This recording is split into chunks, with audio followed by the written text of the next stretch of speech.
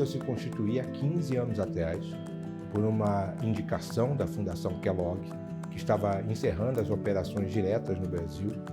E, nesse contexto, a Fundação provocou o movimento negro brasileiro, com ênfase nas instituições que tinham uma atuação na região nordeste do Brasil, a pensarem um mecanismo que pudesse ser impulsor e apoiador das iniciativas de enfrentamento ao racismo no Brasil. Para falar sobre o Programa de Equidade Racial e Justiça, a gente precisa falar um pouquinho dos conceitos. Então, se a gente for pensar em justiça, justiça é um conjunto de mecanismos que busca harmonizar pretensões e interesses conflitantes numa sociedade. Se a gente for falar de equidade, a gente vai falar também de um conjunto de mecanismos que busca oportunizar pessoas a exercerem seus direitos, a terem acesso a bens, serviços. Quando a gente junta esses dois elementos, a gente está reforçando que essas pretensões e interesses sociais estão sempre em conflito para a população negra, colocando em detrimento as necessidades e as expectativas da população negra. E se a gente conectar com aquilo que é o edital, Vidas Negras, Dignidade e Justiça, a gente traz um outro elemento que é o elemento da dignidade. Então, tá aí o programa e o edital. São oportunidades de trazer para essa parceria organizações que estejam buscando contribuir para essa transformação.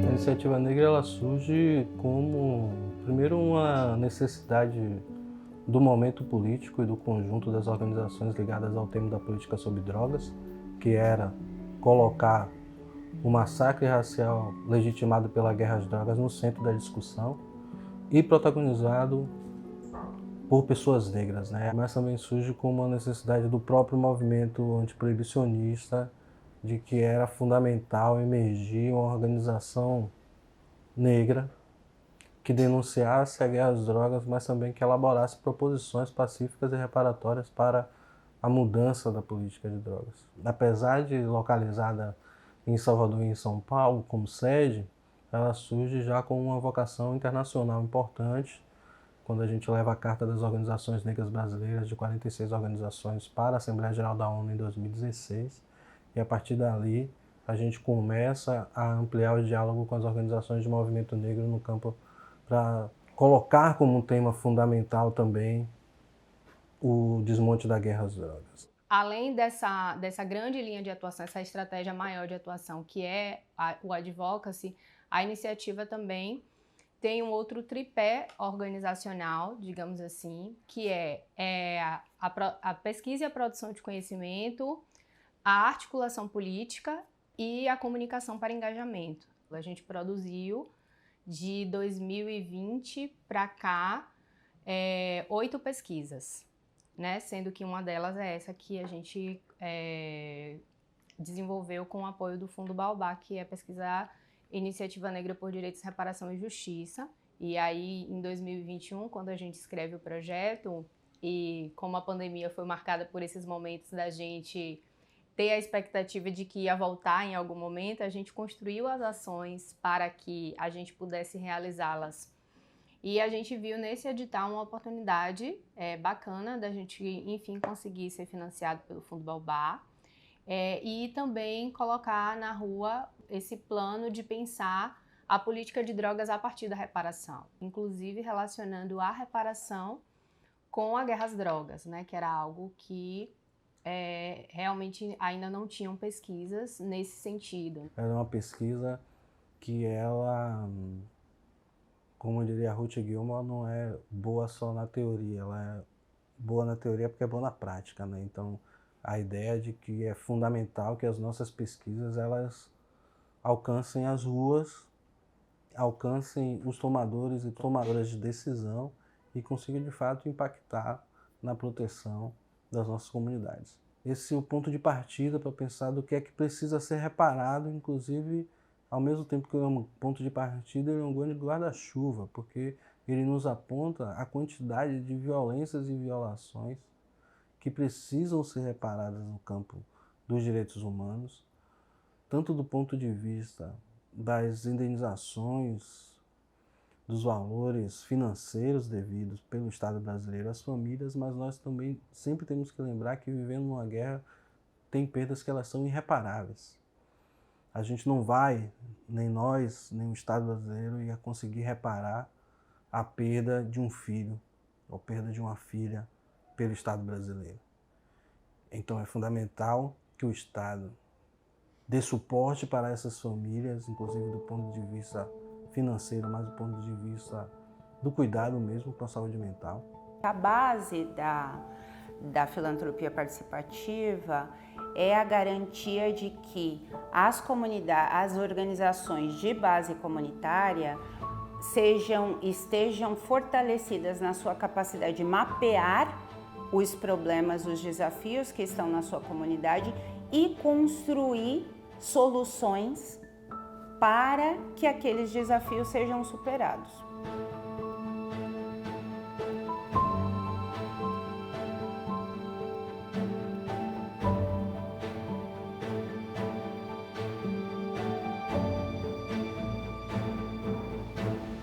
A nossa missão é acolher cada mãe que nesta porta bater em busca de um socorro.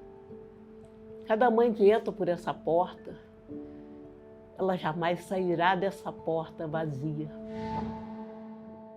Essa mãe chega, eu faço uma ficha com ela, nome, endereço, bairro. Acompanho a sua mãe até o DHPP para fazer o reconhecimento do filho. Acompanho a delegacia para fazer a liberação do corpo. Da liberação do corpo, a mãe não tem condições de comprar um caixão. Como que eu vou fazer para enterrar meu filho? Pelo bairro que ela mora, eu vou até esse bairro, no CRAS, consigo funerária, caixão, a gente vai para lá, retira esse corpo. Se for enterrar rapidamente, eu já acompanho junto até o cemitério. Se ela seguir em frente, cada audiência que tem segue com essa mãe um grupo de mães para assistir à audiência, quantas vezes for preciso, até o júri popular. Eu faço todo esse trâmite junto a essas mães.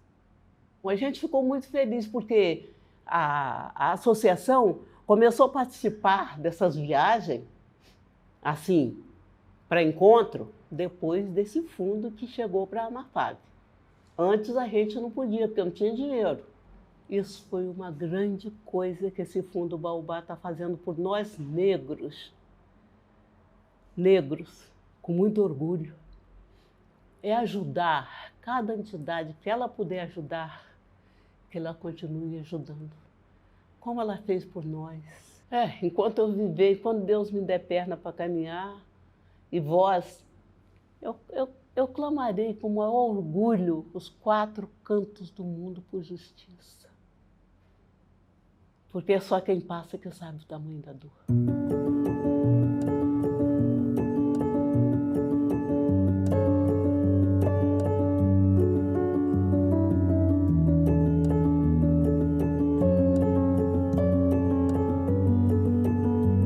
A Crioula na verdade, uma organização local baseada no Rio de Janeiro, trabalhando com as mulheres no Rio de Janeiro, mas também atuando com mulheres em toda parte do Brasil, quer seja em formação, em atuação conjunta, em redes, e também tem uma verve forte internacional, participando de redes e atuação no campo do sistema de direitos, né? Para desenhar a trajetória da Crioula, precisa também desenhar toda a trajetória de luta política das mulheres negras nesse processo, que aí você consegue compreender quais são as tarefas que a gente tem desenvolvido nesse processo e como a gente se articula com outras redes e outras organizações para desenvolver esse trabalho.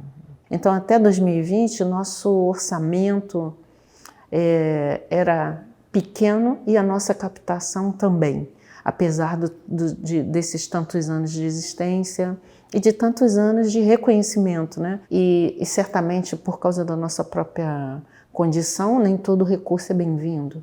Por isso a gente também tem que ter alguma sinergia com as fontes que nos oferecem recursos ou os editais que a gente concorre para esses recursos.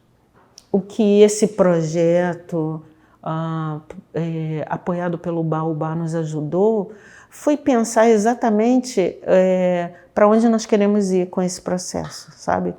Muitas de nós, na experiência política, sempre organizam os sistemas para serem menos violentos com aqueles que buscam justiça. E o que a gente quer é um sistema que efetivamente faça justiça ou que seja reformado a ponto de desaparecer, se for o caso não consiga oferecer justiça a essas pessoas, né? Então, eu acho que a gente também nesse projeto conseguiu articular todas as nossas ações em torno que a gente vem desenvolvendo ao longo do tempo, em torno de uma ideia do que seja uma atuação de enfrentamento ao racismo no sistema de justiça.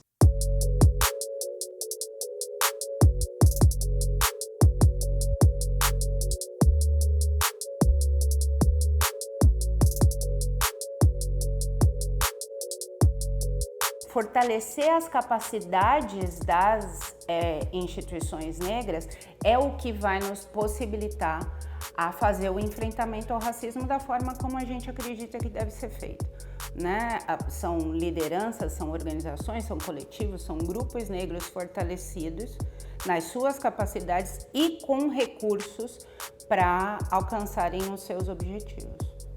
Não é essencial, sem isso não existe enfrentamento ao racismo, existe manutenção do status quo. No ano de 2000, o número de mulheres encarceradas era de 6 mil e pouquinho. E hoje, atualmente, o número é de 45 mil mulheres encarceradas. Então, a gente está aumentando cada vez mais e aumentando sabendo quem a gente está prendendo, quem são essas pessoas, quem são essas mulheres.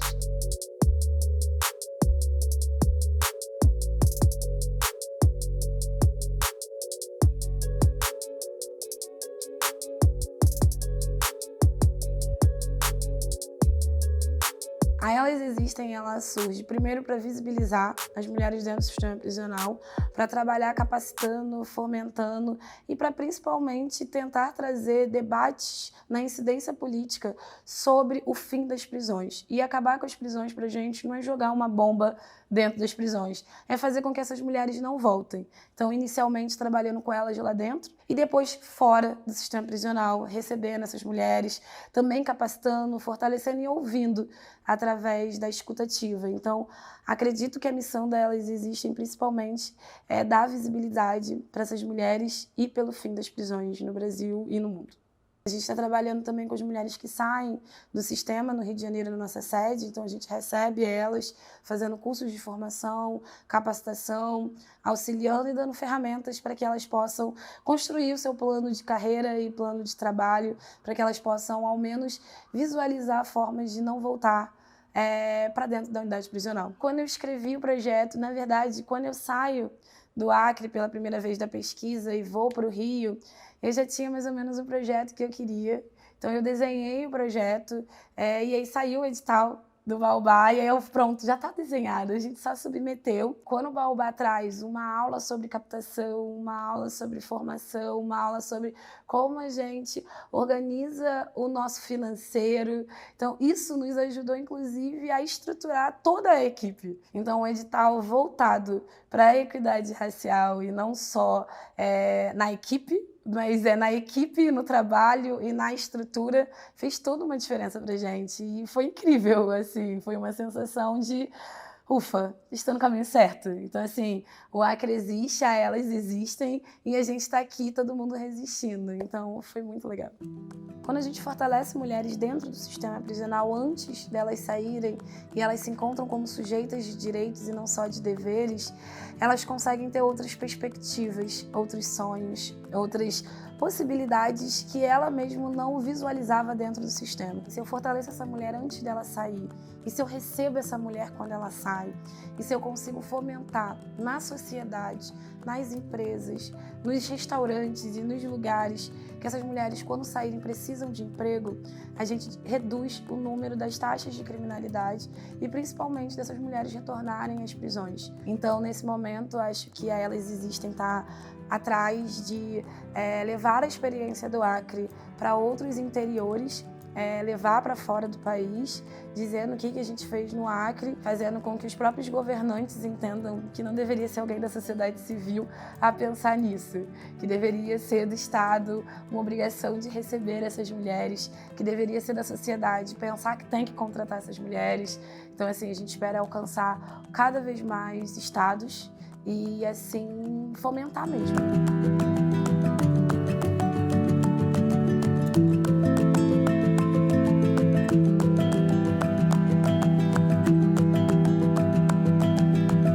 Nós temos muito orgulho dessas instituições para as quais nós transferimos esses recursos, pela competência como elas conduziram esses projetos, pelos impactos diretos que foram gerados, pelo conhecimento que foi produzido, mas nós não podemos perder de vista que a ação que nós fazemos e a ação que essas instituições fazem evidenciam a carência de políticas públicas que possam, de fato, fazer um enfrentamento em escala a esse nível de desigualdade que é colocado pelo trabalho, que é evidenciado pelo trabalho dessas instituições. Então, a nossa expectativa está plenamente atendida pelo rigor, pela seriedade, pela competência dessas instituições, mas nós não podemos transferir para as organizações sociais a responsabilidade de fazer enfrentamento, que é competência de política pública. E nós temos a certeza que, cumpridas as tarefas que essas instituições estão cumprindo, elas continuarão a produzir mais resultado, a gerar mais conhecimento em função do comprometimento que os seus dirigentes têm com a causa da equidade racial.